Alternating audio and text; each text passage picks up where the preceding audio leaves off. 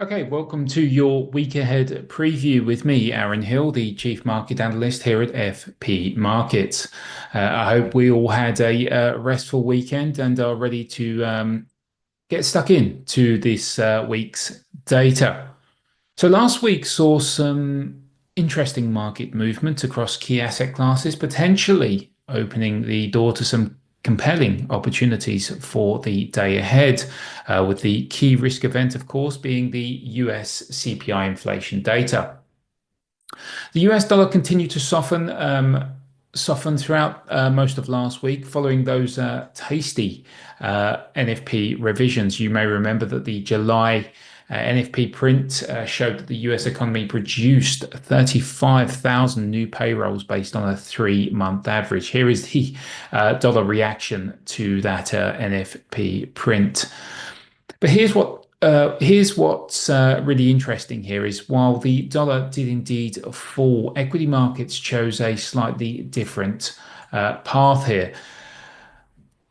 The Nasdaq recovered all of its gains and recorded fresh. This is the Nasdaq 100 in the upper left and the Nasdaq Composite in the lower right. But as you can see, both indices printed all-time highs on Friday, and as I said, reclaimed all of that NFP downside. This divergence between the dollar and equities really, I think, really indicates that the markets are shifting their focus towards more of earnings momentum, and of course the possibility of Fed rate cuts rather than being preoccupied by the economic data concerns.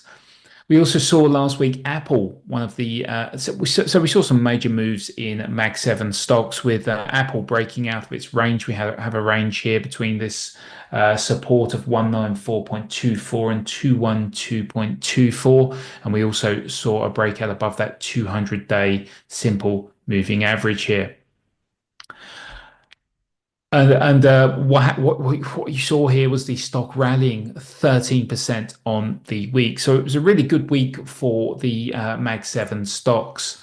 In terms of the now about the gold situation, we saw spot gold trading around 3,400, but COMEX futures actually spiked to all-time highs of 3,534. On the back of those unexpected tariffs, those US tariffs on 1 kilo gold bars.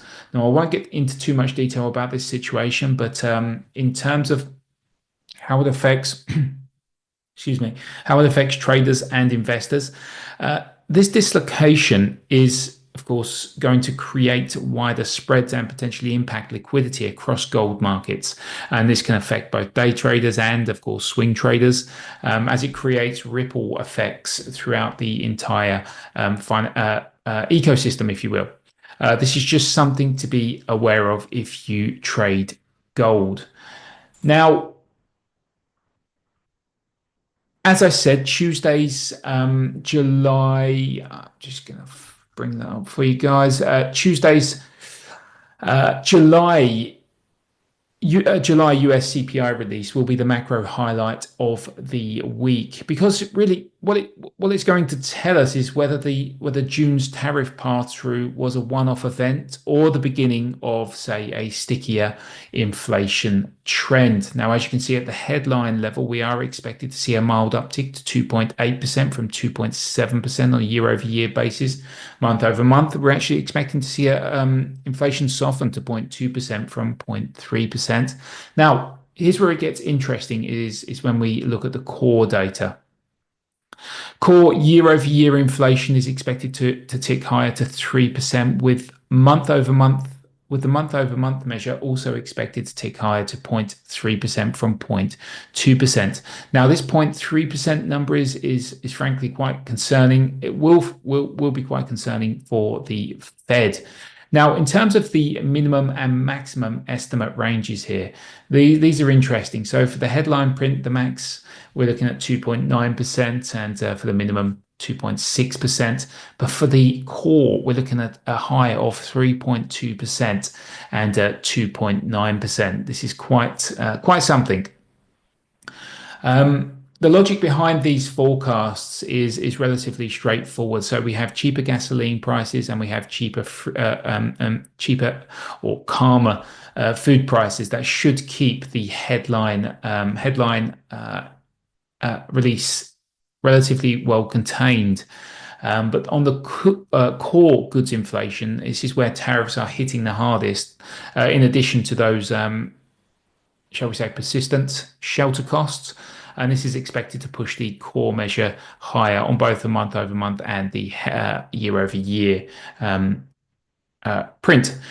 Now, what does this leave us with as in terms of a tradable perspective? So, a hot US CPI inflation print. So, if we see the core measure hit the maximum estimate of 0.4 and the year over year hit 3.2. So, if we hit those maximum estimates here.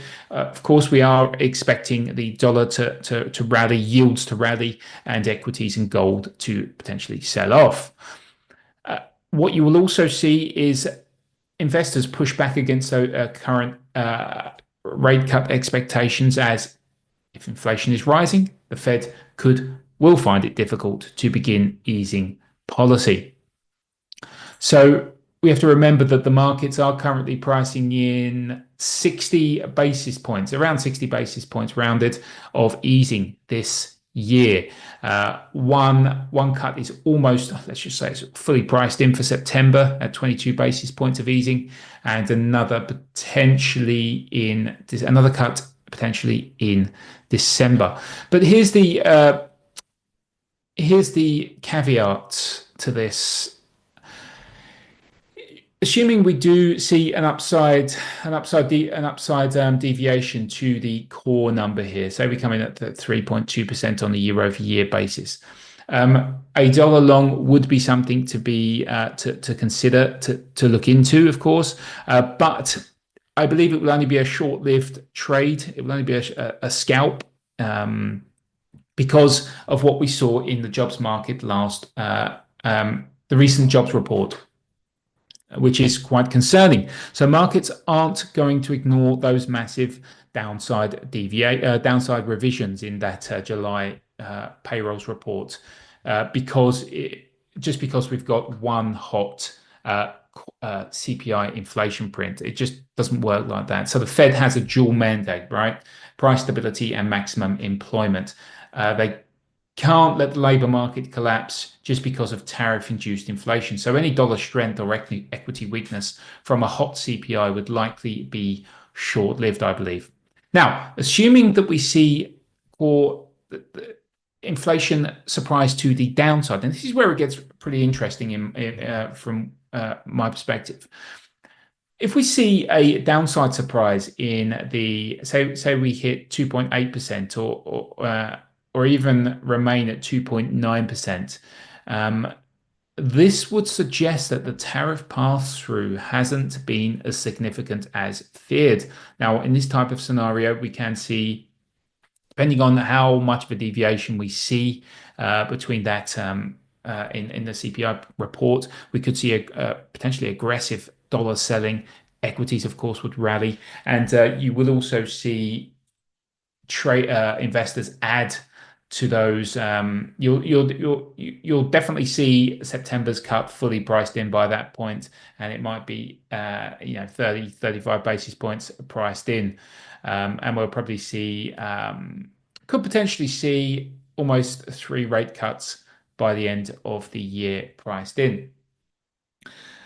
And this, I believe, would create more of a more of a medium-term move in the markets, rather than if we saw a surprise to the upside in terms of a tradable opportunity. So, if we think about it like this, if inflation isn't standing in the way of the Fed after those, so imagine inflation is no longer an issue, and we do see a CPI, a downside to the CPI, and taking into consideration those NFP revisions. So, it's very, very likely that we will see markets price in further rate cuts on the back of that, and we will see longer duration moves on the back of that report. The Fed has been clear that tariff uncertainty is their main concern about cutting rates. If we remove that concern, then they could move more aggressively on rate cuts. So, as I said, US CPI inflation data is the key print this week, but we do have, it's quite a busy calendar this week. So we have a number of several US prints. We have retail sales on the 15th, US retail sales data on the 15th here at 12:30 p.m. GMT, guys. Month over month, we are expecting a slight slowdown to 0.5% from 0.6. Ex-autos, again, another slowdown to 0.3% from 0.5%. We also have jobless claims on Thursday, initial jobless claims for the week ending the 9th of August. As you can see, 226,000 expected, matching the prior week's data. Continuing jobless claims, 1.963 expected, down from 1.974 the week prior. We also on the same date, so that's at 12:30 p.m. guys. And look, we also have the PPI data, US PPI data on Thursday as well at 12:30 p.m. GMT. Now, while these are I would label these as secondary indicators if you're comparing them to second tier indicators if you're comparing them to this week's US CPI data. These won't be as market moving, I believe, but they will be important for confirmation purposes. So if the CPI data comes in hot, US CPI data comes in hot, you will want to see the retail sales on Friday coming in hot as well, and the PPI data coming in hot as well. And this could generate some tradable opportunities in the dollar. If CPI disappoints, of course, you want to see a similar reaction in those indicators. Other data worthy of note on the docket is out of the UK. We have on Tuesday, we have the UK jobs report. Now, this is still an issue. This is still something that the markets are having trouble trusting, given the survey issues from the ONS. But nevertheless, unemployment is expected to remain unchanged at 4.7%. Earnings are expected to remain ex-bonus at 5.5%, remain unchanged at 5%, and the including the bonuses at 4.7%. So this marks a slowdown from 5% prior. We also get the GDP data on Thursday, on the 14th, I believe that is. So GDP data, here we go, at 6 a.m. GMT.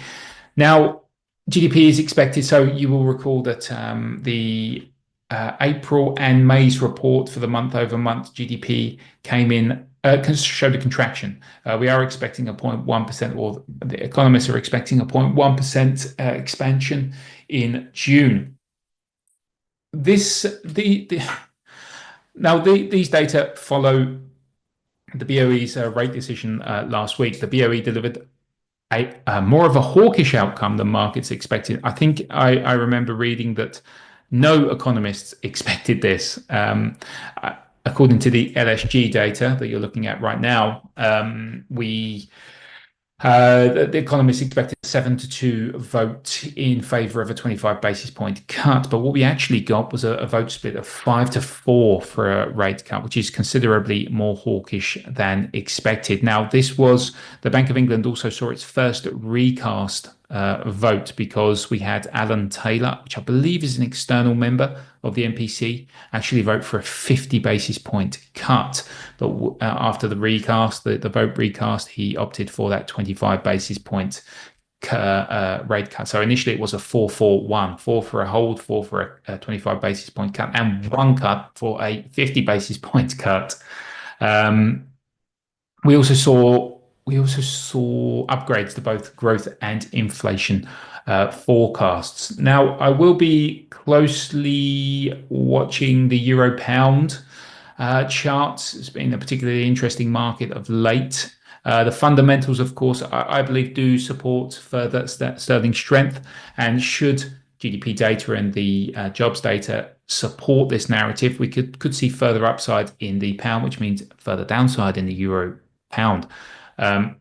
We have just recently popped back below that two resistance levels. So we are now retesting this 1Y resistance of 86.71, which aside from these lows around the 86.13 area, I see relatively clear a clear runway to the downside towards support between 84.98 and 85.35. So this will be an area of interest if we engulf those lows. Now, finally, we have the Reserve Bank of Australia. I think that's tomorrow. So, excuse me, guys. Let me just bring up the interest rate probabilities. So for the Reserve Bank of Australia, we are fully priced in for a rate cut. As you can see here, we are fully priced in, excuse me, for a 25 basis point rate cut. And look, this will follow the last meeting, which surprised markets. And look, the markets were widely expecting a cut at the last meeting, but we did not get that. The RBA remained on hold. It's quite an interesting dynamic going on at the moment with the RBA. So as you can see, 25 basis points priced in at the moment. And in my opinion, the only way the RBA surprises is if they do not cut again. So let's look at what happened. So over the past couple of meetings, we have seen the RBA turn rather dovish, and they even opened the door to, I think it was a 50 basis point cuts, and said their inflation concerns, as they said, their inflation concerns hadn't really materialized. Then they completely, of course, reversed things and held rates when everyone expected a cut. Communication was certainly an issue here. Now, here's what makes this potentially interesting from a trading perspective. Now, for anyone that follows the COT data, the Commitment of Traders report, you will note that there is a large net short position on the Aussie dollar. This creates a setup where a hawkish surprise. So if the RBA holds rates again, this could see traders unwinding those short positions and create quite a punchy move to the upside. Failing that, assuming we do get a rate cut as is widely priced in, we could still get an upside move in the Aussie dollar should the RBA cut back against market expectations for further cuts. As you can see here, we are expecting nearly 3 rate cuts this year. So one tomorrow, and then another subsequent 2 rate cuts potentially this year. So if they push back against these market expectations here, we could see a sizable move to the upside again, with traders unwinding their short positions. As you can see, markets are pricing in now 64 basis points of easing for the year end. For those wanting to look at trading this, a particularly interesting chart I'm watching right now is the Aussie New Zealand dollar cross. And this kind of removes that US CPI data risk, right, that we have on Tuesday. So right now we have price trading between support at 0.936 and resistance at 0.973. Now, if we do get an upside surprise in the data today, we could see a break above that key resistance of 0.973 and potentially head for that resistance of 10.38. So this could be a sizable breakout opportunity. So breakout here, potentially retest this level and make its way towards that resistance there. Now, if we get a downside surprise here, guys, expect this support to be challenged at 0.936 and a potential test of this support at around 0.887. So just quickly to summarize things, of course, the primary focus in the markets right now is the US CPI inflation report. Now, if we get a hot CPI or a better than expected CPI report, expect some upside strength in the US dollar, of course, in yields as well, and potentially some weakness in equities and gold. But again, this could be a short-lived move. Now, if we get a lower than expected CPI print, expect the opposite, guys, and potentially more of a longer duration move. So dollar weakness, yield weakness in yields, equity strength, and potential for equity strength and strength behind the gold market as well, and potential for aggressive Fed repricing. In terms of the other opportunities I'm watching, so the euro pound, potentially we could see lower levels on the euro pound if that data comes in stronger than expected, the UK data. And again, as we just mentioned here, Aussie strength on a hawkish RBA surprise, potentially above that major resistance at 0.973. So there you have it, guys. A week that could provide clarity on the inflation trajectory and central bank policy paths. Again, Tuesday CPI, US CPI is unquestionably the main event. But yeah, I wouldn't advise sleeping on the other data points, the UK data and the potential RBA surprise. Yeah, so as always, the most important thing is to really have a clear plan for each scenario, and not getting married to any particular outcome. Have a fantastic week of trading, everyone. Stay disciplined, and remember, in markets, especially like these, risk management is front and center. Thank you very much for listening, and have a great week ahead.